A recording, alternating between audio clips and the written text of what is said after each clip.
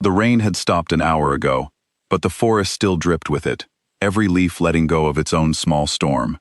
Elena Marsh walked the narrow trail behind her family's property, with a flashlight in one hand and a bag of leftover clinic supplies in the other, the way she did most evenings after her shift at the veterinary office. She liked the quiet. She liked that nothing out here asked anything of her. She was 24, tired in the way people get tired when they spend all day comforting frightened animals and then go home to an empty house. And she had long since stopped expecting the woods to surprise her. So when she heard the sound, low and broken, coming from somewhere past the fallen oak tree, she almost convinced herself it was nothing, wind, an owl, her own imagination. But she had spent enough years around injured creatures to know the difference between wind and pain. She followed the sound. What she found stopped her cold. A wolf lay on its side beneath the broken branches of the oak, easily twice the size of any wolf she had ever seen in a textbook or a documentary, its gray fur matted dark with blood along one flank. Its breathing came in shallow, uneven pulls, each one sounding like it might be the last. Elena's first instinct, the one drilled into her by years of training, was caution. A wild animal in pain was a wild animal that could still hurt you. But when the wolf lifted its head and looked at her, she forgot every rule she had ever learned. Its eyes were amber, and they were not the eyes of a frightened predator. They were the eyes of something that understood exactly what was happening to it, and had already made peace with it. There was no snarl, no attempt to flee. Just a long, tired exhale, and a stillness that felt less like surrender and more like waiting. "Okay," Elena whispered, lowering herself slowly to her knees a few feet away. "Okay, I'm not going to hurt you." She didn't know why she said it. The wolf couldn't understand her.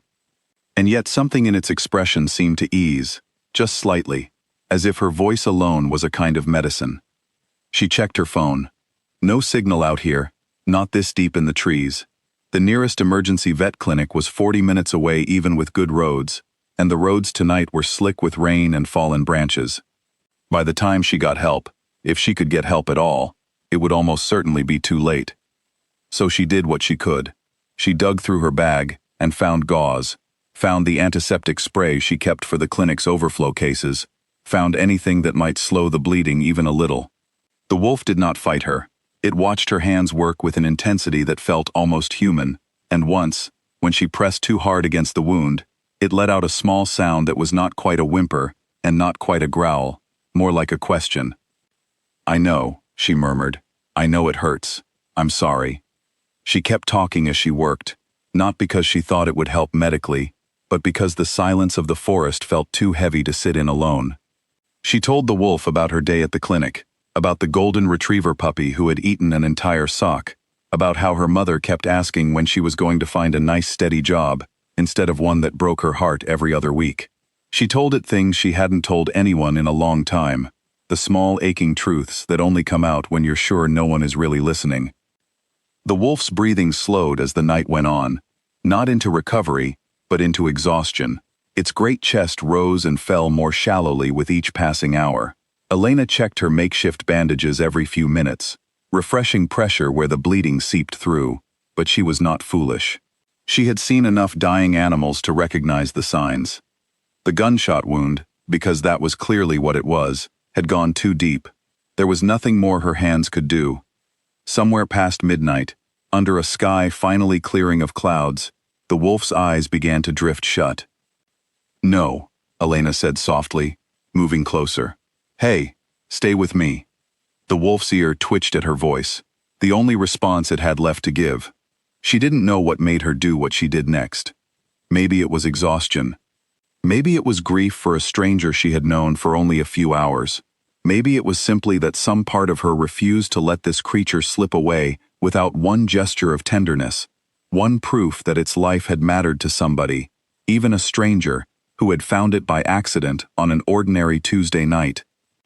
She leaned down, brushed her fingers gently along its blood-matted fur, and pressed a soft kiss to its forehead. "You're not alone," she whispered against its fur. "Whatever happens, you weren't alone tonight. I'm sorry I couldn't do more. I'm so sorry." The wolf's eye, the one she could see, slid fully shut. Elena sat back on her heels, tears she hadn't noticed forming, now slipping freely down her face. She pressed a hand to her mouth to keep from making a sound, as if silence might somehow be a kindness to the still body in front of her.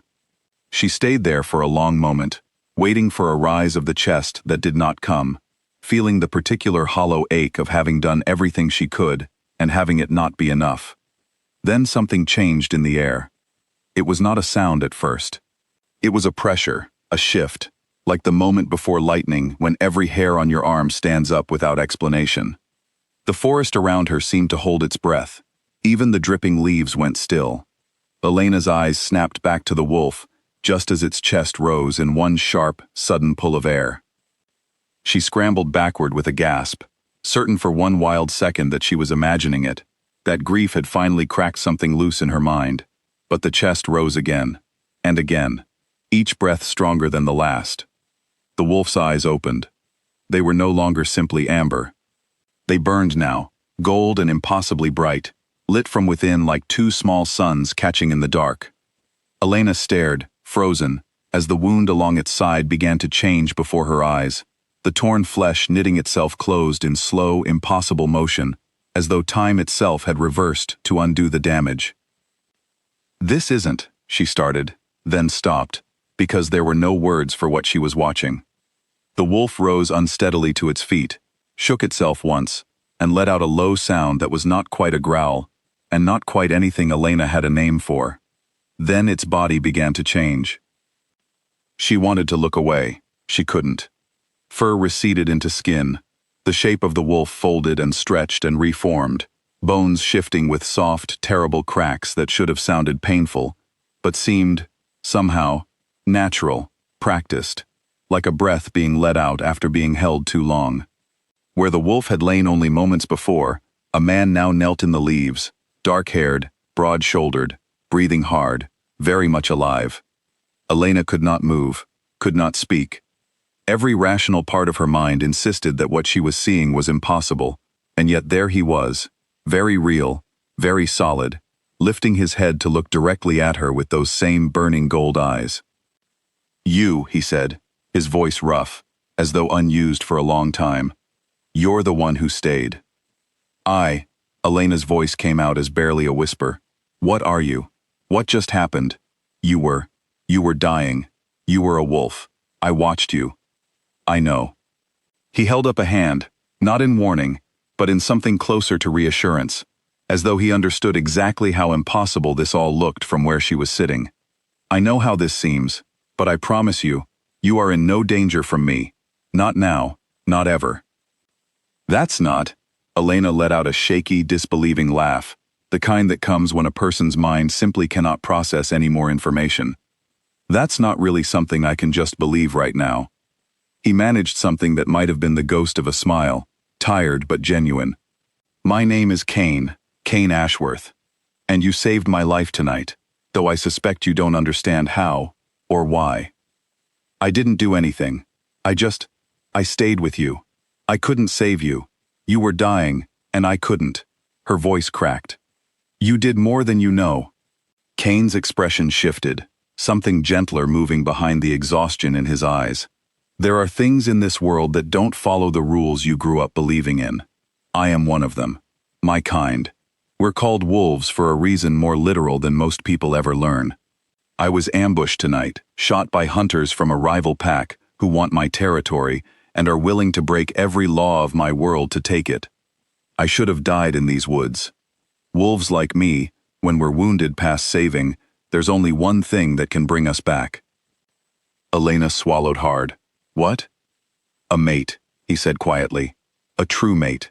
Someone bonded to us by something older than either of us can explain. Your kiss wasn't just kindness, Elena, though I have no doubt it came from kindness. It was the thing that called me back." "How do you know my name? I didn't, until just now. It's part of the bond.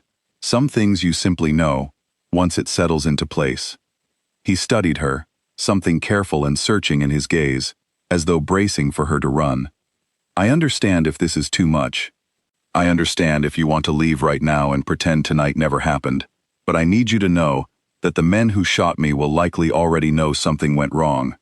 They'll be looking for signs I survived, and if they trace my scent here, they may find yours as well. Are you saying I'm in danger? Because I helped you? I'm saying you're no longer separate from what happened to me tonight, whether either of us wanted that or not. His voice softened. But I also intend to make sure nothing happens to you. That's not a small promise. It's not one I make lightly, and it's not one I would break. Elena sat in the wet leaves, staring at this stranger who had been a dying wolf only minutes before, feeling like the ground beneath her had shifted into something she no longer recognized. Every practical part of her screamed to get up, to run home, to convince herself in the morning that exhaustion and moonlight had played a cruel trick on her mind. But when she looked at Kane, she didn't see danger. She saw the same steadiness she'd felt in his eyes back when he was still a wolf, bleeding out beneath the fallen oak. The same quiet trust that had made her stay instead of leaving him to die alone. I don't understand any of this, she admitted finally.